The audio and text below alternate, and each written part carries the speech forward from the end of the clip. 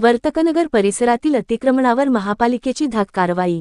गांधीनगर ते निळकंठ रोड परिसरातील हातगाड्या, पानटपरी, टेबल व शेड हटविले।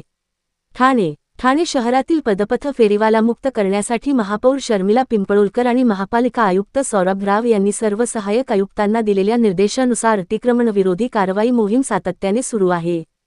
सोमवारी ऑगस्ट 10 रात्री उशिरापर्यंत वर्तकनगर प्रभाग समितीच कार्यक्षेत्रातील प्रभाग क्रमांक 4 मध्ये गांधीनगर, वसंतविहार सर्कल, काशीनाथ घाणेकर सर्कल ते निळकंठ रोड परिसरात धाक कारवाई करण्यात आली।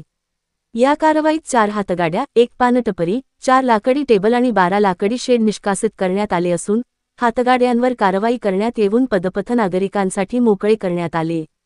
शहरातील सर्व पदपथ नागरिकांसाठी मोकळे ठेवावेत यासाठी सर्वच लोकप्रतिनिधींनी माननीय सर्वसाधारण सभेत आवाज उठविला होता। फेरीवाल्यांनी केलेल्या अतिक्रमणामुळे नागरिकांना रस्त्यावरून चालावे लागते। रस्ते आणि पदपथांवर अनधिकृतपणे उभारण्यात आलेल्या या व्यावसायिक अतिक्रमणांमुळे नागरिकांच्या ये-जा करण्यास अडथळा निर्माण होत असल्याबाबत महापालिकेच्या अतिक्रमण विभागाने ही कारवाई केली। अतिक्रमण उपायुक्त जितेंद्र निकम यांच्या मार्गदर्शनाखाली झालेल्या या कारवाईदरम्यान उपायुक्त मनीष जोशी, दिनेश तायडे, परिमंडळ -3, सहाय्यक आयुक्त गणेश चौधरी यांच्यासह वर्तकनगर प्रभाग समिती तसेच अतिक्रमण विभागातील अधिकारी व कर्मचारी उपस्थित होते। महापालिकेच्या पथकाने 11 एम.एस.एफ.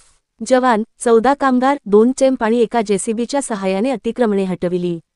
कारवाईदरम्यान अनधिकृत हातगाड्या, पानटपरी, लाकडी टेबल तसेच शेड हटवून संबंधित परिसर मोकळा करण्यात आला। वर्तकनगर परिसरातील कारवाईनंतरही संबंधित रस्ते व पदपथांवर पुन्हा अतिक्रमण होऊ नये यासाठी महापालिका प्रशासनाकडून दैनंदिन स्तरावर पाहणी व आवश्यक ती कारवाई करण्यात येणार आहे।